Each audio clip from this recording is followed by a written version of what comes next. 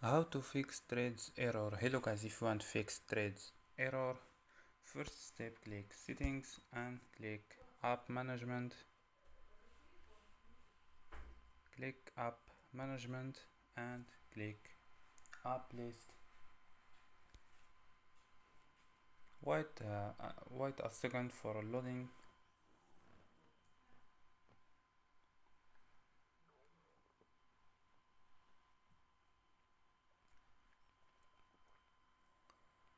Scroll down and search your app threads.